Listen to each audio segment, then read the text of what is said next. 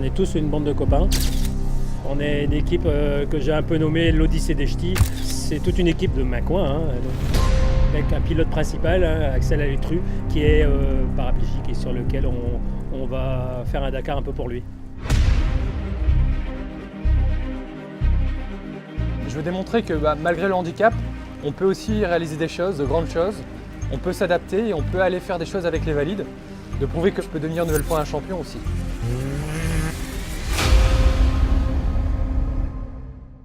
Ah ouais, c'est celle d'origine, ça.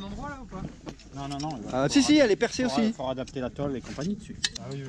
C'est un mec qui a du caractère, c'est un mec qui est gentil, c'est un mec qui en vaut la peine. On ne pouvait pas ne pas l'accompagner et monter ce projet avec lui, hein. Ça donne vraiment un sens à cette course. Axel ne peut pas sortir de sa voiture, s'il y a un gros problème, c'est bien qu'on soit là pour l'aider. Aider quelqu'un quand même qui sort d'une grosse galère et pouvoir profiter avec lui, de le voir évoluer, s'épanouir, c'est quand même un vrai plaisir.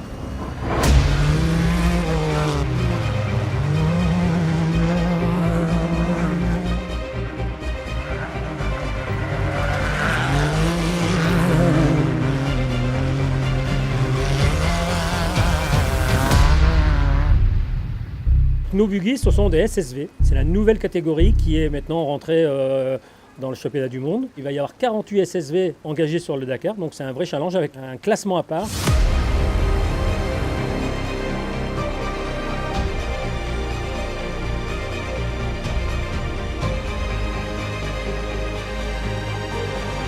Moi je viens du motocross, donc c'est très proche des sensations de moto.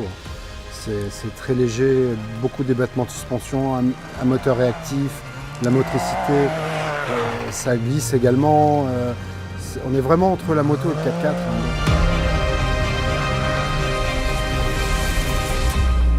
On s'amuse comme des gosses.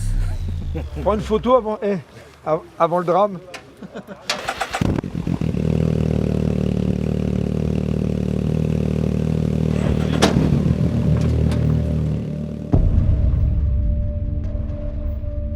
Ça va ressembler à ce qu'on a vécu en Afrique sur les premiers Dakar. Je pense à la Mauritanie, au Mali. Je suis très content de retrouver un peu ces paysages africains et l'aventure qu'on avait en Afrique, qu'on n'avait pas en Amérique du Sud. Ça va changer, hein, ça va être une belle aventure, je pense.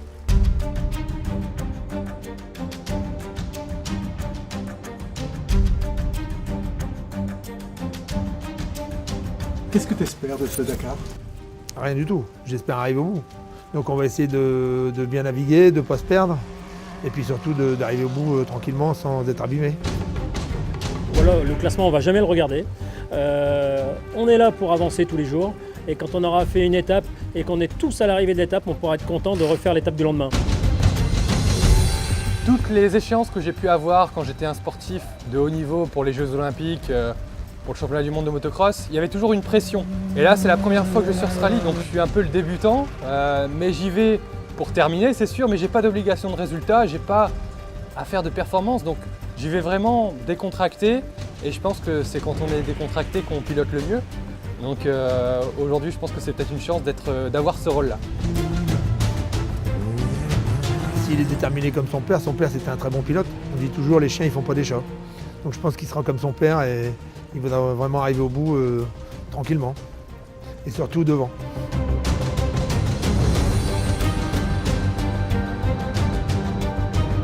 Moi j'ai fait 11 Dakar, je pense que celui-ci, le faire au service d'une personne handicapée, c'est pour moi un super message et toute l'équipe qui est avec moi, on est tous dans la même philosophie.